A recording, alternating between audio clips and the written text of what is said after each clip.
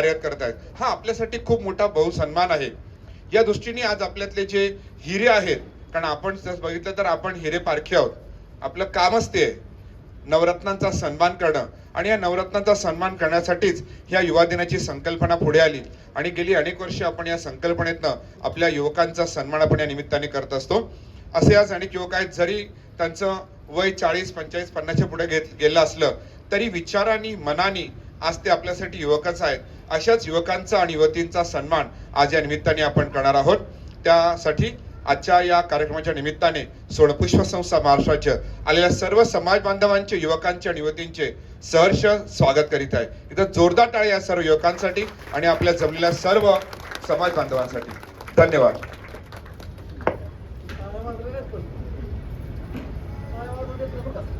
कदाचित एनर्जी थोडी कमी पडत असेल. आपण युवक आहोत हे असं सगळं आताच सांगितलं दादांनी की जरी वय 40 असलं तर युवक आहोत. मग युवकांच्या टाळ्या कशा असल्या पाहिजेत?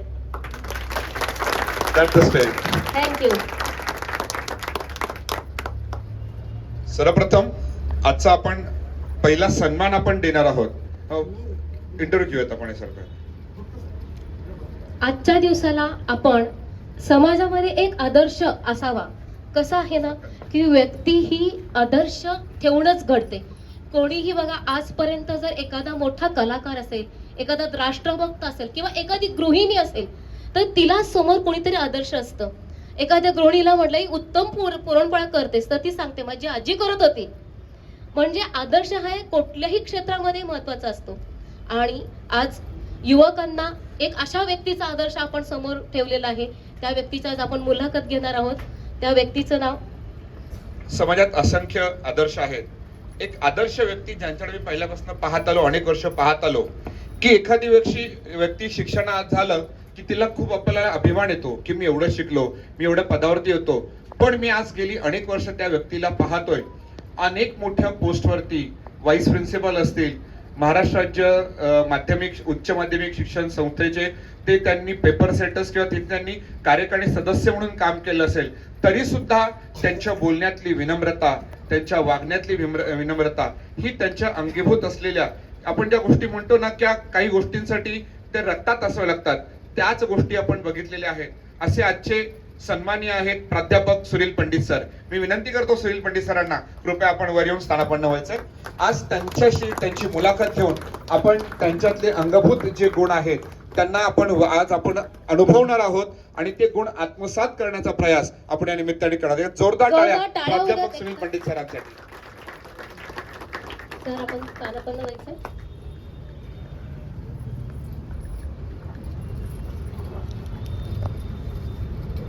आज आपल्याला खूप आनंद वाटतो आहे, खूप असं प्रसन्न वाटतंय. कारण आपण आपल्यातल्याच व्यक्तीमध्ये कसं असतं, जिथं तिथं विकत नसतं अशी म्हण आहे.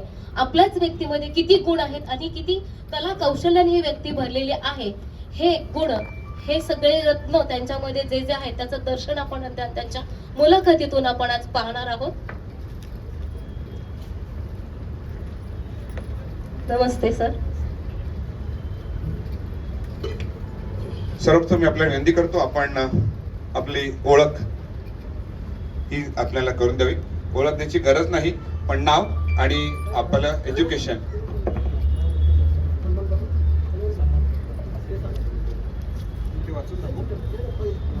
थोडस त्यांचा सन्मान करतो. माननीय प्राध्यापक सुनील सुरेखा दत्तात्रय पंडित, राज्य सचिव, सोनपुष्प संस्था महाराष्ट्र राज्य. आज ही पंडित सरांची ओळख आहे. ताई विनंती, सुरुवात आपण करावी. मी सरांना विनंती करते की सर आपण आपलं पूर्ण परिचय, पूर्ण नाव तुम्ही सांगा तुमचं. सर्वांना नमस्कार. अनुपजी आणि उज्ज्वलाताई यांनी हा जो एक वेगळा घाट आज घातलेला आहे आणि ही संकल्पना जी आहे ती अर्थातच शोभाताई आणि जगदीशजी यांची आहे.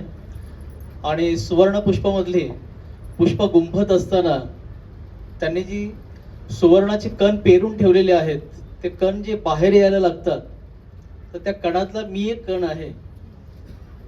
सुनील दत्तात्रय पंडित, आईचं नाव आहे सुरेखा, दत्तात्रय पंडित, वडील दत्तात्रय रामचंद्र पंडित.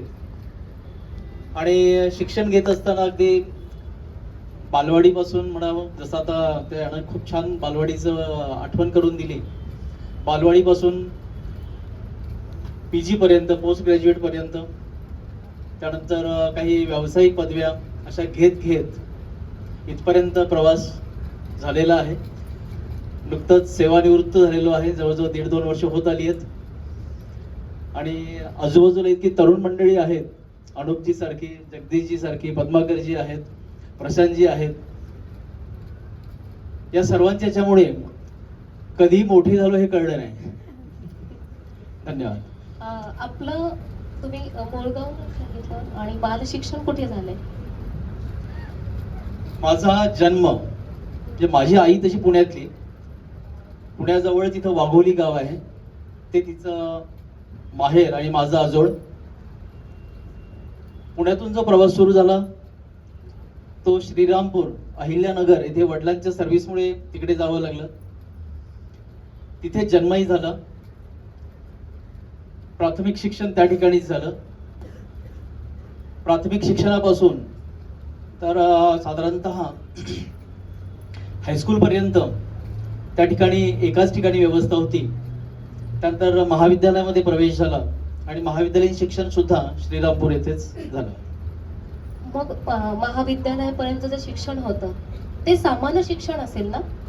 असं काय उच्च शिक्षित किंवा असं ते असं आत्ताच्या जशा शाळा अशा उच्च विभूषित शाळा आहेत, अशा शाळा तिथे श्रीरामपूरला नक्कीच नसावी असं मला वाटतं. साधी शाळा असेल. शाळा या निश्चितच शाळाच असतात, कारण एक शिक्षक म्हणून मला त्या ठिकाणी सांगायला आवडेल, क्या बात आहे, वा वा. शाळा ही शिक्षकाने ओळखली जाते आणि शाळेचं नाव हे शिक्षकच मोठं करतात. आणि ते मोठं होत असताना विद्यार्थी मात्र त्यामध्ये केंद्रबिंदू असतो. मला जी शाळा लाभली तिचं नाव होतं नवीन मराठी शाळा. आणि त्यावेळी आम्हाला म्हणजे मला त्यातली जी आठवण आज आठवते, हे साधारणतः 1972चा तो काळ होता. शाळेमध्ये जायचो त्यावेळी टेम्पो, बजाजचे एक विशिष्ट टेम्पो होते 3 चाकी. त्यांचा पुढचा भाग जो आहे एखाद्या ट्रॅक्टर सारखा पुढे आलेला असायचा आणि त्यामध्ये केशव नावाचा एक ड्रायव्हर होता. तो नेहमी आम्हाला घेऊन जायचा आणि माझा फायदा त्यामध्ये असा होता, शाळेपासून माझं घर सगळ्यात लांब असल्यामुळे सुरुवातीला मला घ्यायला तो यायचा आणि सोडायला सगळ्यात शेवटी यायचा. त्यामुळे शाळेची आठवण ही खूप मोठी आहे. आणि शाळा नामांकित अशी म्हणा तर नवीन मराठी शाळा ही नगर जिल्ह्यामध्ये हिंद सेवा मंडळ म्हणजे जी RSS असोसिएटेड आहे त्यातून माझं शिक्षण झालं. त्यातली शिक्षिका अजूनही मला आठवतात, एक लोंढेबाई होत्या. त्यावेळी बाई हा शब्द जास्त प्रचलित होता. गुरुजी जे होते कलवडे गुरुजी मुठाळ यांची नावं अजूनही त्यांच्या आशीर्वाद रूपी शिक्षणामुळे माझ्या समोर आहेत आणि त्यांचाच आदर्श घेत घेत नंतर मी हायस्कूलमध्ये प्रवेश केला. त्यातली एक आठवण आहे, 4थीला असताना एका नाटकामध्ये काम करायला मिळालं प्रथमतः. आणि तिथून तो प्रवास सुरू झाला आणि तेव्हा कळलं की शाळा किती मोठी आहे. अच्छा, शाळा मोठी तेव्हा कळलं. म्हणजे एक स्वतंत्र विचार करण्याची दृष्टी तुम्हाला लहानपणापासून आहे. Yes, exactly. हा, मग तुम्हाला असं लहानपणी वाटलं होतं का की आपण, तुमच्या आई वडिलांचा व्यवसाय काय? वडील अकाउंटंट होते. अच्छा. आणि त्यांचा संपूर्ण जो काही रोजचा हे असायचा तो आकडेवाडी म्हणजे आकडेमोड जी असायची ती इतक्या मोठ्या प्रमाणात चालायची की त्या आकड्यांचा खेळ मला कधी जमला नाही. अच्छा. मला गणित आवडायचं, पण माझे एक शिक्षक होते, कस्तुरे नाव त्यांचं. त्यांनी मला शाळेमध्ये गेल्यावर, म्हणजे नंतरचा भाग आहे तो, हायस्कूलमध्ये आल्यानंतर त्यांनी मला एक मंत्र दिला आणि तो मंत्र माझं आयुष्य बदलणारा ठरला. कोणता मंत्र? जसं तुम्हाला अल्जेब्रामध्ये A + B = C, हे मला कधीच कळलं नाही. जसं आता या मुलाने इथं आपली ओळख करून दिली, कॉन्व्हेंटमध्ये तो कसा जातोय, शिक्षिकेचं नाव सुद्धा त्यानं सांगितलं. पण त्या कस्तुरे सरांनी मला सांगितलं A आणि B याचा C कधीच होत नाही. बरोबर. आणि ते माझ्या बालमनावर कोरलं गेलं आणि तिथपासून गणिताविषयी मला थोडीशी निष्ठुरता किंवा एक नावड निर्माण झाली आणि गणिताला 10वी पर्यंत मी सांभाळलं किंवा गणिताने मला सांभाळलं. आणि त्यावेळी 150 मार्काचा पेपर असायचा, 75 मार्काची भूमिती आणि 75 मार्काचं बीजगणित असायचं. जॉमेट्री मला खूप आवडायची, कारण त्याची कोन वर्तुळं ही इतकी चांगली होती की मला वाटतं त्यावेळी मी जर 52 मार्काने पास झालो असेल तर 50 मार्क मला जॉमेट्रीत मिळाले असतील आणि 2 मार्क फक्त गणितामध्ये मिळाले असतील. सरांकडे बघितलं तर वाटत नाही की सेवानिवृत्त झालेले आहेत. अवकर बरोबर आहे ना? अभी तो मैं जवान हो. हीच प्रत्येक युवकांनी घेण्याची आपल्याला प्रत्येकाकडे गुण काय असतो तर आज राहणीमान, तुमचे दररोजचं तुमचं वागणं, तुमचं हॅबिट्स, तुमचे जे काही रुटीन आहे यावरती मनुष्याची देहबोली, आपण ज्याला बॉडी लँग्वेज ठरते, त्या दृष्टीने सरांनी बघितलं तर एक प्रसन्न वातावरण. तुम्ही कधीही भेटा सरांना, तुम्ही कशाही असू द्यात, पण सरांचा चेहरा हा नेहमी हसरा, फ्रेश आणि प्रसन्न असतो. हे सरांचं वैशिष्ट्य आहे. एकदा जोरदार टाळ्या सरांसाठी व्हायला पाहिजेत. सर, मग आम्हाला आमच्या तरुणांना आणि आमच्या इथले जे वयाने मोठे आहेत त्यांच्या मनातल्या तरुणांना जरा सांगाल का की हे काय गौप्य आहे, काय गुपित आहे की तुम्ही असे नेहमी फ्रेश आणि तरुण दिसता, त्याच्या मागचं काय आहे, रहस्य आहे? रहस्य असतात, उघड करायची नसतात. पण आज पण तुम्ही तुम्ही आम्हाला प्रश्न- मार्गदर्शक म्हणून लाभलेला, त्यामुळे तुम्ही सांगू शकता. पण रहस्याचं एक रहस्य आहे, ते असं की जीवनामध्ये आपण जर दुःखाला कवटाळत बसलो तर पुढे कधीच जाता येत नाही. आणि आजूबाजूला आपण जर माणसं पाहिली तर ती मला नेहमीच आनंदी माणसं भेटली, जसं आज मला इथे जाणवतंय. तर दुःख काय असतं हे बऱ्याच वेळा माझ्यापासून लांबच गेलेलं आहे. आणि ऑटोमॅटिकली तो एक retrospective effect I have experienced की मला आनंदी राहायला आवडायला लागलं आणि आपोआप तो आनंद सहवासामुळे द्विगुणित होत गेला आणि एक ते रहस्य असं जपलं गेलं. ते रहस्य नसल्यामुळे रहस्य सांगता येत नाहीये. थोडक्यात तुमच्या हातून असं संदेश येतोय की दुःखाला जवळ करायचं नाही, सकारात्मकता नेहमी आपण जवळ घ्यायची. दुःख हे प्रत्येकाच्या जीवनात असतंच, पण त्याला तुम्ही ऑटोमॅटिक ते दूर झालं असं सांगितलं, कारण त्यांनी जवळ केलं. कसं असेल ताई की तुम्ही पॉझिटिव्ह विचार करत राहिला की बॉडीमध्ये पॉझिटिव्ह हार्मोन्स तयार अगदी होतात. अगदी त्या दृष्टीने सरांची जी एक देहबोली आहे की नेहमी पॉझिटिव्ह विचार करत राहावा. प्रत्येक आयुष्यात दुःख हे आहेच. दुःख कुणाला नाहीये. प्रभू रामचंद्रांना असं दुःख होतं, भगवान श्रीकृष्णाला दुःख होतं, जन्मल्या आईपासून दूर राहायचं. अगदी भगवंताला रामाला दुःख होतं की 14 वर्ष वनवासात राहावं लागलं. तुम्ही आम्ही किती झाडकी पत्ती आहे, पण समोरच्याकडे आपण विचार केला तर आज आपण विचार करताना आपण प्रत्येक जण रामकृष्ण हरीच म्हणतो, कारण तेच आदर्श आहेत, तेच आपल्या बॉडीला, आपल्या देहाला पॉझिटिव्हनेस देतात. तोच आदर्श आपण सरांकडनं, कारण सरांच्या नावातच पंडित आहे. हो, अगदी अगदी. सर, समर्थ आपण या- रामदास स्वामी सुद्धा म्हणाले ना, जगी सर्व सुखी असा कोण आहे, विचार गरीब मनात मनात तुझी तुझी शोधून पाहे. पाहे. असं कोणीच नाहीये, पण ते मनाने विचार केला तर तो सुखी म्हणूनच नक्की मनाचे श्लोक लिहिले, हाताचे पायाचे श्लोक नाही लिहिले. नाही लिहिले. हा विचार करायला पाहिजे. अगदी खरं. सर, पुढचा प्रश्न असा आहे की आपण आपल्या आयुष्यामध्ये नेहमी स्फूर्तिस्थान आणि आदर्श म्हणून कोणाला डोळ्यासमोर आपण ठेवाल आणि काय कारण आहे? जीवनामध्ये आदर्श असंख्य आहेत माझ्या. अगदीच परिस्थिती जी आपल्या आजूबाजूला असते ती सुद्धा एक मी आदर्श मानतो. कारण बऱ्याच वेळा आजचे तरुण, आपण एक मगाशी मुलगी बोलताना म्हणाली की मला सायंटिस्ट व्हायचंय. मला वाटतं श्रावणीची बहीण, हो हो, छोटी छोटी बाई. हो. तर ही जी एक मनाची म्हणजे स्वप्न पाहण्याची वृत्ती आहे ती आपल्याला खूप काही देऊन जाते. स्वप्न जरूर पहा, त्यासाठी झोपावं लागतं. नक्कीच.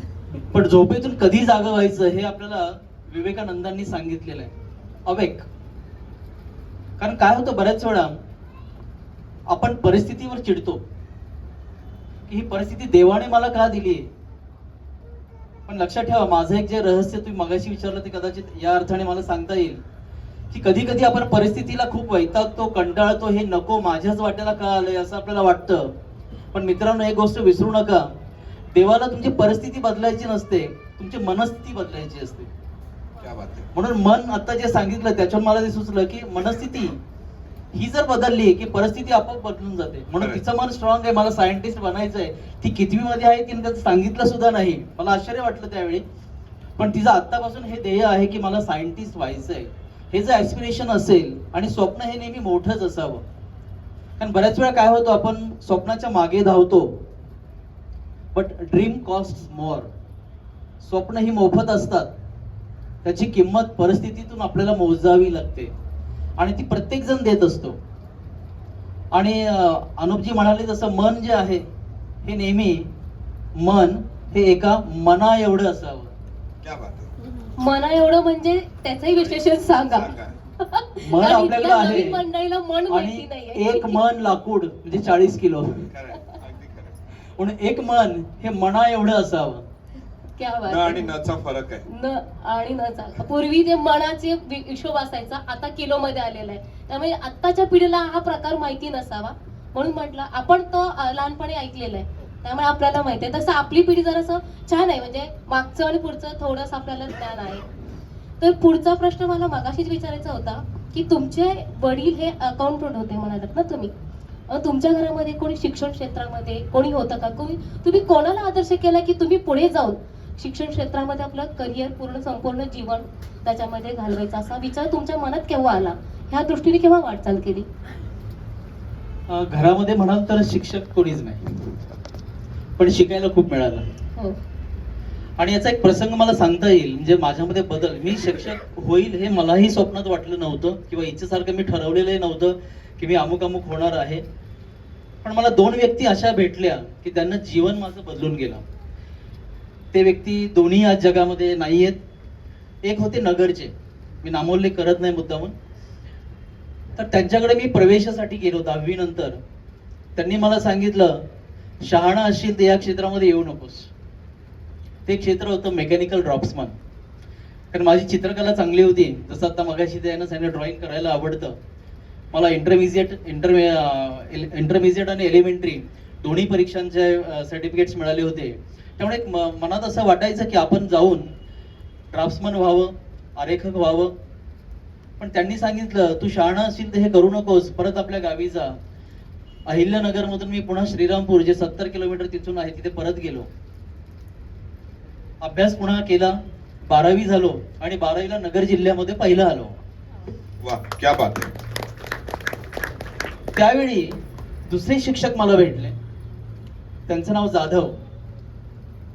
त्यांनी मला सांगितलं, अरे सुनील, हे जे 6 विषय आहेत तुझ्या मार्कशीट मध्ये 12वीचे, यांचे मार्क जे आहेत हे असेंडिंग ऑर्डरने गेलेत. कारण इंग्रजी पहिला असायचा आणि शेवटचा विषय म्हणजे बाकीचे विषय करत करत शेवटचा विषय मानसशास्त्र होता. पहिल्या विषयामध्ये अगदीच 40-45 मार्क इंग्रजीमध्ये मिळाले, कारण त्यावेळी इंग्रजीमध्ये मार्क मिळणं ही सगळ्यात कठीण गोष्ट होती. 100पैकी 55 किंवा 60 म्हणजे फर्स्ट क्लास मिळणे ही स्पेशली शाबासकी असायची. आणि मानसशास्त्रामध्ये मला जवळजवळ 90च्या पुढे म्हणजे 95-96 मार्क मिळाले 100पैकी. तर ते शिक्षक मला म्हणाले, अनुपजी, तुझे मार्क इकडून वाढत गेलेत, असं नाही पाहिजे. आता इथून पुढे जर करिअर करायचं असेल, ज्या विषयात कमी मार्क आहेत त्यात करिअर करून दाखव. क्या बात आहे. क्या वा. बात आहे. इंग्रजीत सगळ्यात कमी मार्क होते. आणि त्या काळी तो भीतीचा विषय होता इंग्रजी म्हणजे. 35 मार्काचं ग्रामर त्यावेळी असायचं. हो. I am Gopal, she is Sita, याच्या पलीकडे कधी इंग्रजी आम्हाला काहीच नाही. नव्हतं त्यावेळी. ग्रामीण भागामध्ये होतं, 1,500-2,000 लोकसंख्या त्यावेळी होती. आणि त्यावेळी स्वप्नात वाटलं नव्हतं कधी मी एक वेळ नंतर पुण्यात येऊन इंग्रजीमध्ये मास्टर्स करेल. आणि युनिव्हर्सिटीमध्ये त्यावेळी मास्टर्स डिग्री होऊ द्या, घेताना टाळ्या होऊ द्या, होऊ द्या. संकोच नका करू. इंग्रजीमध्ये जेव्हा मास्टर्स डिग्री घेतली तेव्हा ते शिक्षक मला पुन्हा आठवले, ज्यांनी मला सांगितलं होतं, मार्क हे तुझे खालून वर चढत गेले, ज्यामध्ये कमी मार्क आहेत त्या विषयामध्ये मास्टर्स करून दाखव. आणि त्यामध्ये इंग्रजी सहज होत गेलं. हा. ह्याला मदत सहज बोलणं हितोपदेश, म्हणजे त्यांनी सहज तुम्हाला सांगितलं आणि त्याचं तुम्ही मनावरती कोरून ठेवलं आणि ती फ्रेम तुम्ही आयुष्यामध्ये पूर्ण करून आज दाखवली. खऱ्या अर्थाने स्वामीविवेकांचं वाक्य, ब्रीदवाक्य पूर्ण होत आहे. मागे लिहिलंय, arise awake and stop until the goal is reached. जे सरांनी स्वीकारलं की ज्यात कमी आहे त्यात आपल्याला पुढे जायचंय आणि त्यात मास्टर्स करायचंय. इथं जोरदार टाळ्या खरं पंडित सरांसाठी व्हायला पाहिजे. आणि खऱ्या हेच अर्थाने अपेक्षित हा आहे. आदर्श आहे. Absolutely. अगदी That is Adarsh. called life skill enhancement program. What we want to achieve. अजून एक पुढचा प्रश्न की याच मध्ये करिअर करावं शिक्षण क्षेत्रात, हे तुम्ही जसा विचार केलेला होता, त्या दृष्टीने जर बघितलं आपण तर तुम्ही त्या दृष्टीने सुरुवातीला जेव्हा तुम्ही माध्यमिक उच्च माध्यमिक शालांत परीक्षांच्या कार्यकारिणी सदस्यावरती होता, तर तो अनुभव कसा होता, तुम्ही त्या दृष्टीने पाऊल कसं टाकलं आणि तिथे गेलात कसं? त्याचा प्रवास मोठा रंजक आहे. जसं मगाशी म्हटलं, स्वप्न मोफत असतं. सुरुवातीला काय होतं ते जरा सांगितलं तर 11वी-12वी तुमची काय पोस्ट होती आणि काय ते जरा सांगता, म्हणजे मग सगळ्यांना थोडं आवडेल की काय नक्की आहे ते. त्याच क्रमाने जातो. आता जेव्हा मी रिटायर झालो तेव्हा पुण्यामध्ये नेसवाडिया कॉलेज हे आपल्याला माहिती आहे, पुणे स्टेशन किंवा रुबी हॉलच्या जवळ 1932 साली स्थापन झालेलं वाडिया कॉलेज आहे. त्या कॉलेजमध्ये 34 वर्ष मी सेवा केली. व्हाईस प्रिन्सिपल म्हणून काम करत असताना, आता त्या भागामध्ये काम करणं सोपं नाहीये, कारण जी मुलं आहेत, कारण मी मगाशी म्हणाल्याप्रमाणे शाळा किंवा कॉलेज हे मुलांवरून ओळखलं जातं. वाडिया कॉलेज तसं त्या अर्थाने त्यावेळी बदनाम कॉलेज होतं, कारण जे फिडिंग होतं ते बरंचसं कॅम्प एरिया, कारण कॅम्प हा कॉस्मोपॉलिटन भाग होता, आणि अगदी त्याच्या विरोधात असणारा एरवडा भाग, की जिथं थोडंसं शिक्षणाची कमी जाणवायची असाही भाग होता त्यावेळी. त्यानंतर ताडीवाला रोड. तर अशा सर्व बाजूने जर विचार केला तर वाडिया कॉलेजमध्ये प्रवेश करणं किंवा नोकरी करणं हे खूप अवघड होतं.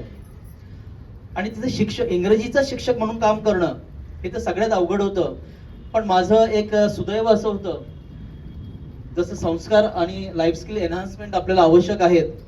श्यामची आई या चित्रपटात ज्यांनी काम केलं होतं, श्यामचं, ते माधव वझे, ते माझे कलिग होते. दोघंही आम्ही इंग्रजीचे शिक्षक. त्यांच्याकडून सुद्धा मला खूप काही शिकायला मिळालं. त्याचप्रमाणे डॉक्टर शंकर अभ्यंकर जे विद्या वाचस्पती आहेत, त्यांचाही माझ्यावर तसा खूप प्रभाव होता इंग्रजीसाठी. आणि इंग्रजीचा प्रत्येक शब्द हा आपण तावून सुलाखून वापरला पाहिजे, कारण ज्या विद्यार्थ्यांसमोर आपण बोलत आहोत त्यांना त्याचं आकलन झालं पाहिजे. ही एकच गोष्ट फक्त मनात ठेवली आणि तिथून जो प्रवास सुरू झाला तो अर्थातच 11वी-12वी पर्यंत, त्यावेळी नुकतंच साधारणतः म्हणजे आमची सुरुवात 88-89 ला झाली सर्व्हिसला, पण 95 साली पुण्यामध्ये पहिल्यांदा सेंट्रलाइज ऍडमिशन्स 11वीचे सुरू झाले. आणि त्याचा फाउंडर मेंबर मी होतो, की 11वीचे ऍडमिशन कसे असावेत, कारण त्यावेळी एका विद्यार्थ्याला पुण्यातल्या सगळ्या कॉलेजमध्ये पळावं लागायचं, प्रत्येक ठिकाणी अर्ज करावा लागायचा 10वी झाल्यानंतर. मग त्याच्यावर सोल्युशन काढण्यासाठी एक कमिटी गठीत केली गेली आणि त्यामध्ये मला काम करण्याची संधी मिळाली. ती कॉलेजमधूनच आली अर्थात.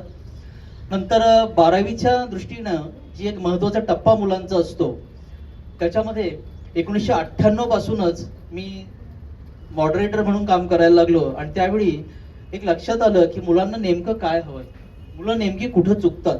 कारण मी शाळेत असताना मला हे कधी सांगितलं गेलं नव्हतं की बोर्डाचा पेपर कसा लिहायचा, त्यामध्ये चुका काय असतात. त्याच्यावर मी एक रिसर्च केलं. प्रत्येक भागातले एक 25 पेपर मी घेतले, कारण बोर्डामध्ये एक विशेष रिसर्च वर्क म्हणून मी रिसर्चर म्हणून काम करायचो.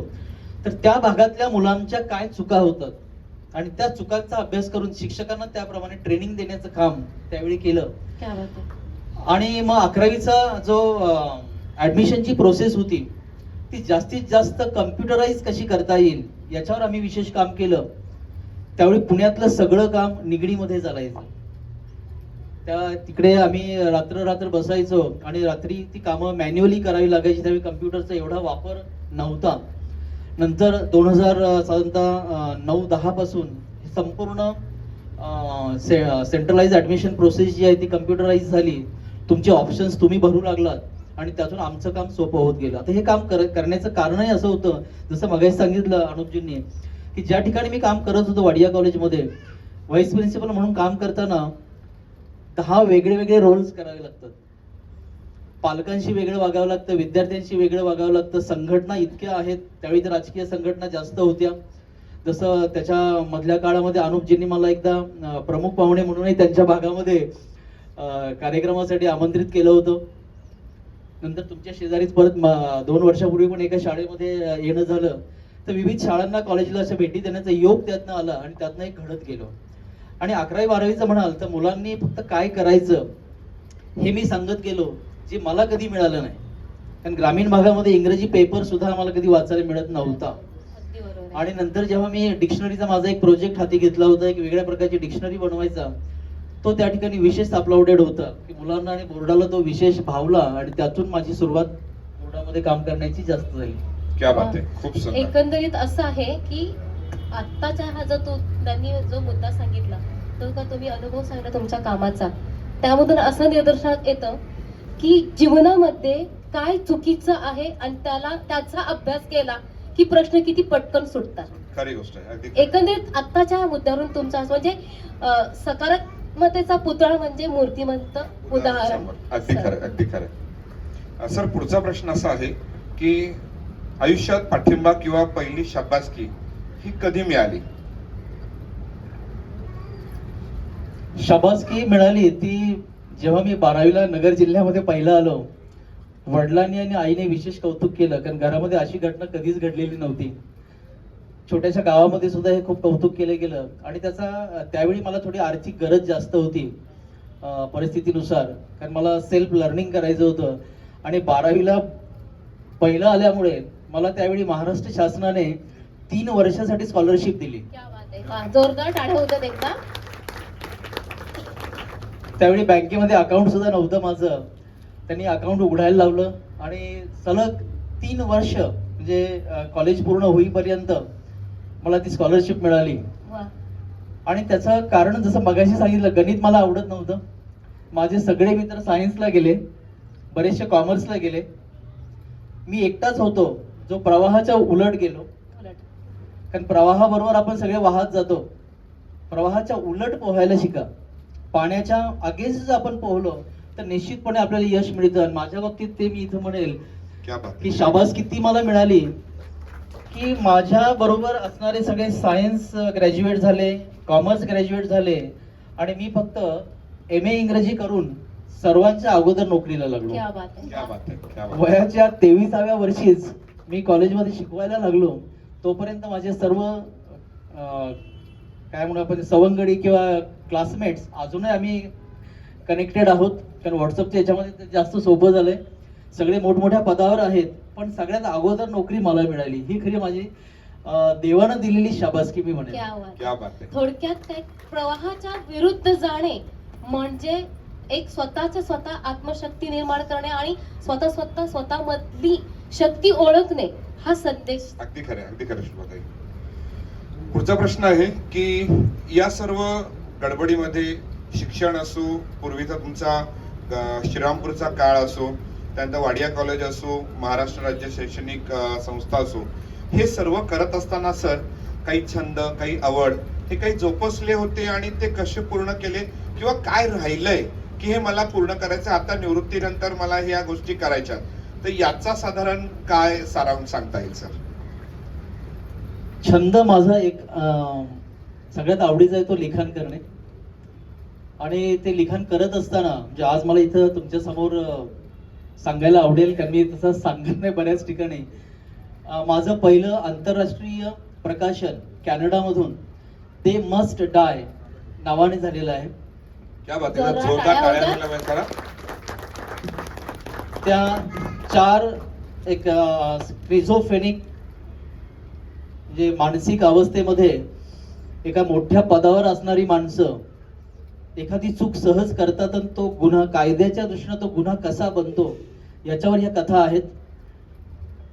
तर ते पुस्तक मी माझे मित्र रामदासी आहेत, ज्यांची नाटकं मराठी असंख्य प्रसिद्ध आहेत. जसं चिरंजीव आईस हे त्यांचं नाटक खूप गाजलेलं आहे, त्याचे ते लेखक आहेत. असंख्य चित्रपट पण त्यांचे आहेत. आम्ही असंख्य प्रोजेक्ट पण एकत्र करतो, अजूनही आम्ही संपर्कात असतो दररोज. तर त्यांच्याबरोबर मी ते पुस्तकाचं लिखाण केलं. आणि त्या पुस्तकामध्ये ज्या कथा आहेत त्या थोड्याशा क्रिमिनल कथा या प्रकारात मोडतात. पण समाजामध्ये एखादा माणूस उच्च पदावर गेल्यावर त्याची चूक होते आणि त्याचा तो कसा प्रकारचे रिव्हेंज घेतो अशी त्या कथा आहेत. तर हा लिखाणाचा छंद मला खूप आधीपासूनच होता. त्यामुळे कविता, ब्लॉग रायटिंग हे सतत माझ्याकडनं होत होतं. ते करत असताना एक खंत फक्त आता मनात जी राहिली आहे की मराठी कादंबरी लवकरच लिहावी, कारण इंग्रजीमध्ये झाल्यात बऱ्याचपैकी, इंग्रजी कविताही झाल्यात, मराठी कविताही आहेत काही. एक विशेष छंद म्हणून एक मी कोविडच्या काळामध्ये तयार केला, तो असा की आजची जी पिढी आहे, तरुण पिढी, ती थोडी वाचनापासून लांब चाललेली काम आहे. चाललंय. त्यांना वाचनाला वेळ द्यायला जमत नाही. तर त्यांची वाचनाची जी कपॅसिटी आहे साधारणतः 1 मिनिट 2 मिनिट असते. हे डोळ्यापुढे ठेवून 1 किंवा 2 मिनिटात कथा सांगणे, क्या बात आहे, काळाची गरज. असा प्रकार मी जन्माला घातला. वा. त्याचं नाव आहे टॅग स्टोरी. माझ्या ब्लॉगवर शायनिंग इंग्लिश पर्ल्स या ब्लॉगवर मी त्या कथा ठेवलेल्या आहेत. 40-42 कथा आहेत आणि अतिशय छोट्या आहेत की 1 मिनिटामध्ये त्या संपल्या पाहिजेत. आणि त्यामध्ये फ्रीडम असं दिलेलं आहे अनुपजी, छंद म्हणून. त्या कथेला तुम्ही मधला भाग समजा, सुरुवातीचा समजा किंवा शेवटचा समजा. ही कथा वाचल्यावर जर तुम्हाला असं वाटलं अरे सुरुवात इथं अशी हवी होती, तुम्ही लिहू शकता.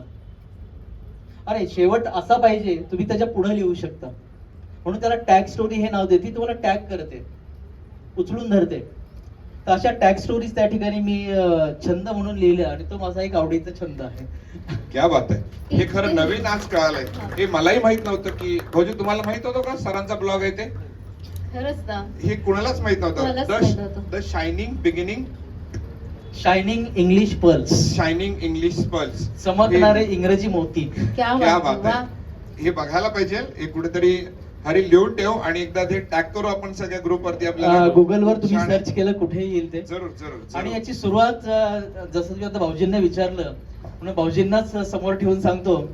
तो काळ साधारणतः 97-98 होता. तेव्हा शोभाचं आणि त्यांचं लग्न जमलं होतं वा. आणि त्यांच्याच तिथे घरी बसलेलो होतो आम्ही. आणि तिथं पहिली कथा सुचली होती. क्या बात. या दोघांना बघून नाही नाही त्यांची स्टोरी टॅग स्टोरी मध्ये बसणार नाही. त्यांची स्टोरी इन्स्पिरेशनल स्टोरी मध्ये बसेल. आणि नक्कीच. इथे मला आता म्हणजे विषय निघाला म्हणून सांगतो. प्रशांत सरांनी मला परवाच आम्ही फोनवर गप्पा मारत होतो. हे कार्यक्रम नेहमी होतात. माझाही तसा जाहीर कार्यक्रम पहिला आहे. माझे उर भरून येतंय. वा. पण असे असंख्य कार्यक्रम ज्यांनी केलेत ते जगदीशराव यांचाही असाच कार्यक्रम आपल्याला लवकर करायचा आहे. करायचा. नक्की नक्की करू, नक्की नक्की. करू. प्रशांतरावांची तुम्ही कल्पना छान आहे. आयडिया दिलेली आहे. हा. छान. प्रशांत सर, बरोबर. थँक्यू. कुटुंब प्रमुखाला एकदा समोर आणलं आणलं पाहिजे. बरोबर, Exactly. बरोबर, खरंय, अगदी अगदी खरंय. बरोबर. कारण ही मुलाखत माझ्या मणीदानी नव्हती, पण त्यांनी माझ्या डोक्यात घातली. काल परवा सांगितलं तुम्हाला इथं तयार व्हायचंय, तुम्ही यायचंय. कारण नक्की. आतापर्यंत हा आपला 14वा-15वा लाईफ स्किल एनहान्समेंटचा कार्यक्रम आहे. याच्यातल्या बऱ्याचशा मुलाखती मी स्वतः घेतलेल्या आहेत. अनुपजींच्या जागेवर मी असायचो, ताईंच्या जागेवर मी असायचो. आज मलाच त्यांनी या जागेवर बसवलंय. पण हा एक कसं वाटतं योगायोग आज आहे. आज कसं वाटतंय बरं सांगा तुम्हाला, या जागेवर बसल्यानंतर आज काय वाटतंय तुम्हाला? मुलाखत ही संकल्पना खरी तर जगदीश भाऊजींचीच आहे आणि त्यातून त्यांचा एक छंद आहे. जसं आता इथं रेश्मा आहे शिक्षिका, मकरंजी आहेत. शिक्षण म्हणजे आतली गोष्ट बाहेर काढणं. अगदी बरोबर आहे. यामध्ये जगदीशजी अगदी माहीर आहेत. हो. जगदीशजी प्रत्येक माणसाच्या आत्मजित जे आहे शरीरामध्ये दडलेलं ते बाहेर काढतात. त्याचा अभ्यास करतात ते. त्यामुळे इथं आल्याचा आज हा कदाचित फायदा झाला असेल. माझ्यामध्ये जे आहे ते बाहेर काढू शकले. बरोबर बरोबर. आणि आपण जेव्हा एखादी गोष्ट बाहेरून शरीरात कोंबतो, हम्म, हम्म. आधी मी सांगितलंय आपल्या मनात अंतर्मनात असलेली गोष्ट बाहेर काढणं म्हणजे शिक्षण आहे. हम्म, हम्म. पण बाहेरची गोष्ट आतमध्ये कोंबणं हे प्रशिक्षण आहे. प्रशिक्षण आहे. हे प्रशिक्षणाची कामं शिक्षक लोक आम्ही करतो, बाहेरून कोंबतो त्याच्यामध्ये. पण ही जी गोष्ट घडली ती आमच्या बाबतीत फक्त केवळ जगदीश महामुडी आणि शोभाताई महामुडी यांच्या सुरुवातीतून घडलेली क्या आहे. बात आहे. त्यामुळे प्रशांतजी यांना मी नक्कीच सांगेल की पुढचा कार्यक्रम आता तुम्ही हातात घ्या आणि लवकरात लवकर जगदीशजी यांना इथं बसवा. नक्की नक्कीच पुढचा नक्कीच असा कार्यक्रम असेल. एक महत्वाचा प्रश्न पंडित सर, की प्रत्येकाची काही बलस्थानं असतात आणि काही विकनेस असतात. तर त्या दृष्टीने काय तुम्ही सांगाल की तुमची विकनेसेस काय आहेत आणि तुमचे स्ट्रेंगनेसेस काय आहेत, जेणेकरून त्याच्यावरती मात करून पुढच्या पिढीला आपल्याला त्यापासून काही बोध घेता येईल. ह्याच्याबद्दल थोडं सांगितलं तर सगळ्या युवकांना थोडंसं सोपं जाईल.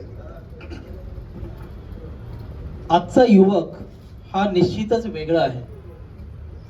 म्हणजे तुमच्या वेळी माझ्या वेळी युवक असूनही आपल्याला युवकांसारख्या फॅसिलिटीज मिळाल्या नाहीत. जसं मगाशी मी सांगितलं एक गोष्ट बोलताना की शाळेमध्ये जाताना आईवडिलांचं बोट धरून आम्हाला कधी जावंच लागलंच नाही. आईवडिलांना माहितही नव्हतं कधी निघायचे आणि कधी यायचे. आजच्या काळामध्ये मुलांना शाळेमध्ये सोडवायला जावं लागतं. हे मीही माझ्या मुलांच्या बाबतीत मुलींच्या बाबतीत केलेलं आहे.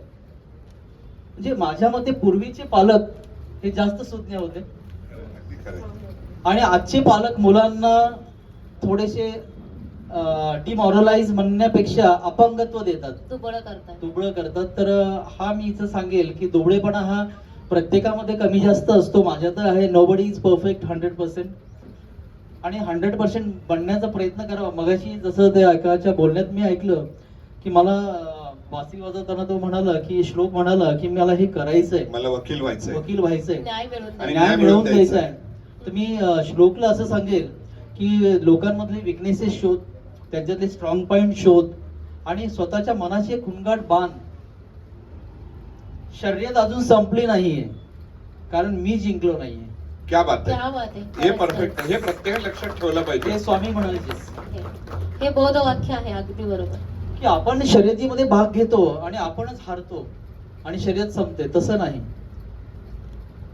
तर अशा प्रकारे जा की जेव्हा तुम्ही जिंकाल तेव्हा शर्यत संपेल. अगदी खरं. Thank you sir, thank you very much.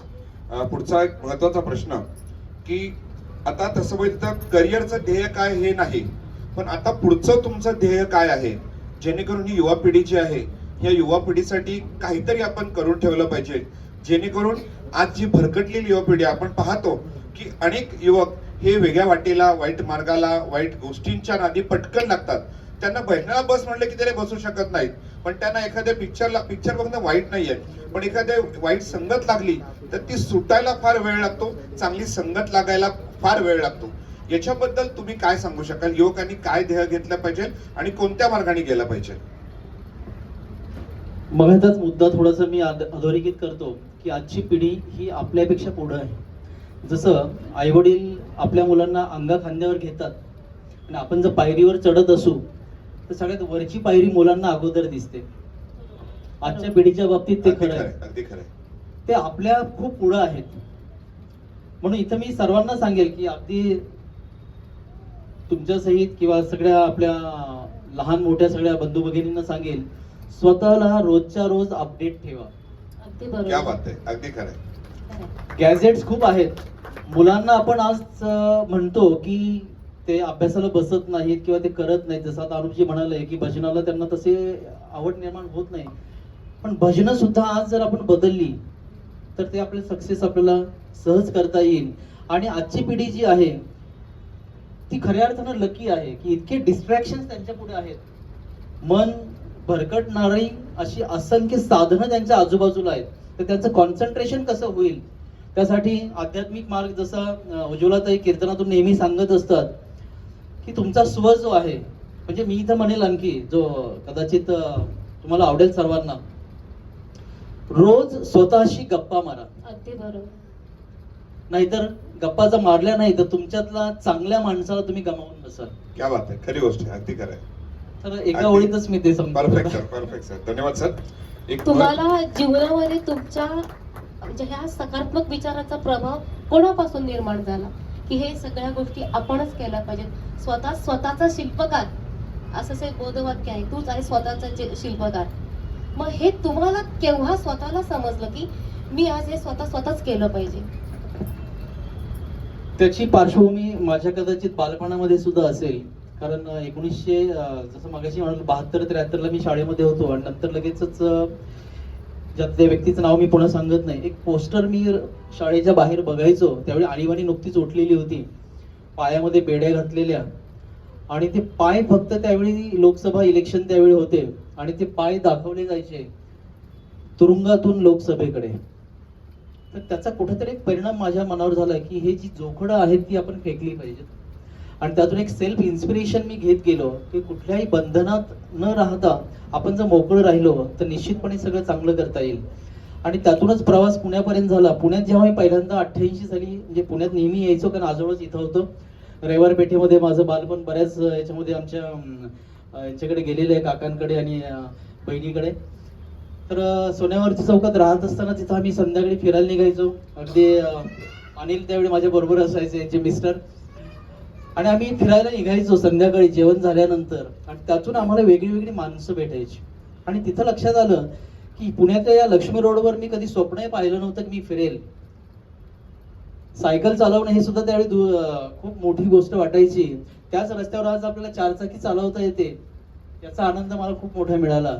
आणि हेच कदाचित तुम्ही म्हणाल त्यामध्ये शिल्पकारामध्ये हे दडलेलं जे होतं ते आपोआप बाहेर येत गेलं. आणि तुम्ही म्हणाला तुमच्या म्हणजे नोकरीच्याच ज्या ह्याच्यामध्ये अभ्यंकरांसारखे तुम्हाला संत साहित्याचे गाढे अभ्यासक भेटले, त्यांचाही तुमच्या जीवनावर नक्कीच प्रभाव झालेला असावा.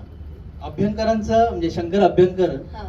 यांचा मला फायदा असा झाला की त्यावेळी ते ज्ञानेश्वरीचं इंग्रजीकरण चालू होतं. ज्ञानेश्वरीचे जसं भजनाचं तुम्ही आता म्हणालात की नवीन पिढीला जर आपण काही द्यायचं असेल तर ज्ञानेश्वरीचं आपण इंग्रजी भाषांतर करावं, ही अभ्यंकरांची आयडिया होती. आणि शंकर अभ्यंकर मला का कोण जाणे, मी तर तसा ग्रामीण भागातनं आलेलो, आणि त्यांनी मला हेरलं आणि डायरेक्टली 3 अंकी नाटकामध्ये घेतलं. 3 अंकी नाटकामध्ये काम केलं. खाडीलकरांचं नाटक होतं कथा कोणाची व्यथा कोणा, आणि त्या नाटकामध्ये त्यांच्या मुलाचं काम मी केलं, आणि ते माझे इंग्रजीचे शिक्षक. अच्छा. आणि त्यांनी त्यावेळी मला सांगितलं की हे बघ या प्रकारे करायचंय. मग त्यावेळी आम्ही एक प्रोजेक्ट केला ज्ञानेश्वरीसाठी. आम्ही पैठण, संभाजीनगर या ठिकाणी प्रत्यक्ष जाऊन, ती नेवासा या ठिकाणी प्रत्यक्ष जाऊन ती ठिकाणं पाहिली, त्या ठिकाणाचं महात्म्य जाणलं, आणि ज्ञानेश्वरीचे काही श्लोक जे आहेत ते इंग्रजीमध्ये केले. तिथून ती सुरुवात झाली. म्हणजे तुमचा आध्यात्मिक सुद्धा अभ्यास आहे हो. जीवनामध्ये. म्हणजे ह्याचा अर्थ असा आहे की जीवनामध्ये संतांचं कार्य करणाऱ्या व्यक्तींच्या बरोबर फिरून त्या संत भूमीच्या चरणस्पर्श झाला, तिथला तुम्हाला आशीर्वाद लाभला, मग ही सकारात्मकता तुमच्यामध्ये आहे. खूप खूप धन्यवाद सर. एक महत्वाचा आणि शेवटचा प्रश्न, आपल्या समाजाचे आणि देशाचे उतराई होण्यासाठी काय करावं हे आपण जर आजच्या पिढीला सांगितलं तर ते सगळ्यांसाठी प्रेरणादायी ठरेल असं मला वाटतं. समाजाचं देणं आपण लागतोच, ते कधीच संपत नाही. त्याचा अनुभव मला सकाळीच आला. रेश्मा मॅडमने सकाळी फोन केला, असा असा कार्यक्रम आहे, मला देणगी द्यायची. त्यांचं मी आधी अभिनंदन करतो. जोरदार टाळ्या. उतराई होणं काय असतं हा आजचा अनुभव. तर मी त्यांना सुलभाबाईंचा नंबर दिला, आमच्या सुलभाताईंचा, ज्या खजिनदार आहेत आपल्या, सर्व आर्थिक व्यवहार त्या बघतात. आणि तिथं पुन्हा हा मुद्दा मला जाणवला की उतराई कसं व्हायचं असतं. समाजाचं, देशाचं देणं आपण लागतो. आज जगदीशजी, शोभाताई आणि संपूर्ण सुवर्णपुष्पची टीम गेली 25 वर्ष हे काम करते. लाईफ स्किल्स एनहान्समेंट हा प्रोग्राम गेली 10 ते 15 वर्ष सतत चालू आहे. तो जगदीशजी यांनी अशा प्रकारे घडवलाय की डॉक्टर अविनाश महामुनी, ॲडव्होकेट शिल्पा महामुनी यांनी या कार्यक्रमातून तरुणांना खूप दिलं. आज ते पाहिजे होते, कारण बऱ्याच वेळा त्यांची एक खंत असायची की तरुण मुलं मला या कार्यक्रमाला पाहिजेत. आज इथं मी अगदी खरं त्यांच्यापर्यंत हा मेसेज पोहोचवू शकतो, शिल्पाताईंपर्यंत. आज खऱ्या अर्थाने तरुण इथं आहेत. अगदी लहानगा मुलगा सुद्धा जो नर्सरीमध्ये आहे तो सुद्धा आलेला आहे, आणि वयस्कर मंडळी सुद्धा आलेली आहेत. तर याच्यावरून आपल्या कार्यक्रमाची लोकप्रियता दिसते. या कार्यक्रमाला येणं, त्यामध्ये भाग घेणं, तिथं देणगी स्वरूपात काही देणं, किंवा कुठल्याही प्रकारे त्यामध्ये, जसं अवधूतने या ठिकाणी खुर्च्या मांडण्याचं काम केलं सांगितलं, किंवा ओंकारजी आज इतक्या मोठ्या पदावर आहेत, पण त्यांनी सकाळी मला मेसेज केला, फोन केला, सर आम्ही इथली तयारी बघतोय. कारण मला यायला त्यावेळी काही पाहुण्यांना घेत घेत मधली कामं करत आम्ही आलो. तोपर्यंत यांनी हे केलं. हे उतराई होणं आहे. तर असंच उतराई होणं आमच्याकडून घडत राहो. आपण आहातच. मकरंजी आहेत, जगदीशजी आहेत, पद्माकरजी आहेत. ते या सर्वांच्या माध्यमातून उतराई होण्याचं हे ऋण लवकर फिटू नये असं वाटतं. क्या बात आहे. धन्यवाद सर. सामाजिक धन्यवाद. ऋण म्हणजे 4 ऋण असतात बरं आपल्याला, देवऋण, पितृऋण, समाज ऋण. हे त्यामधले एक समाज ऋण आहे, आणि ते सगळ्यांनीच पाळावं.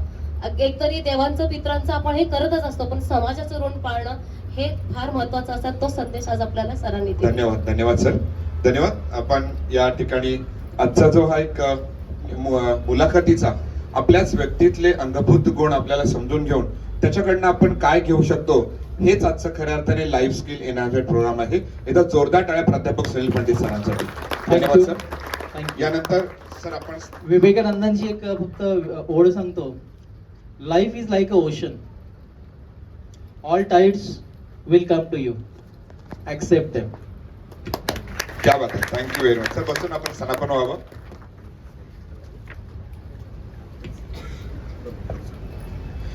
यानंतर सध्या नुकत्याच पुणे महानगरपालिकेच्या निवडणुका संपन्न झालेल्या आहेत आणि आजच्या या कार्यक्रमाला माझे मित्र, माझे बंधू आणि आमच्यासाठी सर्व काही असणारा आमचा तरुण सहकारी आज नगरसेवक झालेला आहे आणि आज ते पुणे महानगरपालिकेचे नवनिर्वाचित नगरसेवक ॲडव्होकेट साहिल शिवाजीराव केदारी आज आपल्यात उपस्थित आहेत. मी विनंती करतो साहिलजींना कृपया आपण स्टेजवरती यायचे आणि सणापन्न व्हायचे. खऱ्या अर्थाने लाईफ स्किल एनहान्समेंट प्रोग्राम हा त्यांच्या शुभागमनाने संपन्न झाला असं मी मानतो, कारण त्याची संघर्षाची यशोगाथा ही मी माझ्या डोळ्यांनी पाहिलेली, अनुभवलेली आहे. गेली 92 सालापासून त्याचे वडील सुद्धा, त्याची आई सुद्धा शिवाजीराव केदारी आणि सौ भावनाताई केदारी हे दोघंही पुणे महानगरपालिकेचे नगरसेवक होते 2007 पर्यंत. 2007 नंतर 2 वेळा अपयश येऊन सुद्धा खचून न जाता कशा प्रकारे उभं राहायला पाहिजे हे आज आपण मी साहिलकडे बघून मी सांगू शकतो का काय पद्धतीने वातावरण होतं, कशी निष्ठा असावी, की आपण जे वाक्य पाहतो की arise awake and stop until the goal is reached. हे सरांनी मग सांगितलं की तू जिंकले नाहीस याचा अर्थ अजून शर्यत संपलेली नाही. खऱ्या अर्थाने साहिलजींचा जर प्रवास बघितला तर तो आज स्वामी विवेकानंदांच्या दृष्टीने एक आपल्या समोर आदर्श आहे. कारण बऱ्याच जणांना तुम्हाला वाटेल की हा तुझा मित्र आहे म्हणून तू गप्पा मारतोय, पण मंडळी खरंच नाही. कारण मी एक अशी व्यक्ती आहे ना जे आहे ते खरं मानतोय, जे नाही त्याला मला नाही म्हणायची, मला कोणाला घाबरायची सवय लागत नाही, मला कोणाची भीती वाटत नाही. तर त्याची यशोगाथा बीकॉम, MBA, LLB हे उच्च शिक्षण घेतलेला आमचा मित्र साहिल केदारी हा आज या नगरसेवक पदावरती स्वतःच्या हिमतीवरती, स्वतःच्या कष्टावरती तो आज स्थानापन्न झालेला आहे मानाने, सन्मानाने. याकरता एकदा जोरदार टाळ्या खरंच साहिलजींसाठी व्हायला पाहिजे. मागच्याच वर्षी त्याने LLB केलेला आहे, हे त्याच्याकडनं घेण्यासारखे. आज मी माझ्या मुलींना सुद्धा सांगतो की त्याचा स्वतःचा खूप मोठा बिझनेस आहे, पेट्रोल पंप आहे, हॉटेल्स आहे, शेती आहे, सगळ्या गोष्टी सांभाळून आज जर बघितलं तर तो रात्रीचा कार मध्ये बसायचा आणि कानामध्ये ब्लूटूथ टाकायचे आणि तो पूर्णपणे ते सगळा अभ्यास करायचा. असा अभ्यास करून त्याने LLB ची पदवी संपादन केलेली आहे. मी विनंती करतो DRDO मध्ये अधिकारी असलेले आमचे सर्वांचे माननीय मकरंद दीक्षित काका यांनी साहिलजींचा सन्मान करायचा आहे.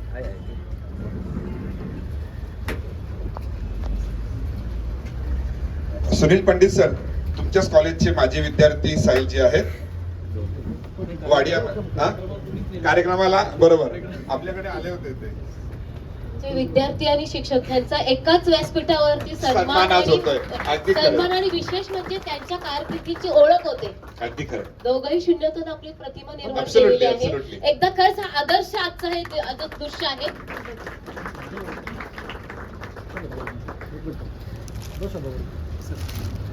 अनुजी या पुढे सर तुम्ही द्या. हा. अनुजी पुढे सरांच्या हातून सन्मान. हा, सरांच्या हातला. गुरु किती छान आजचा हा उजळलेले भाग्य, अवघी चिंता वारली. फोटो काढा. धन्यवाद. मी विनंती करतो 2 शब्द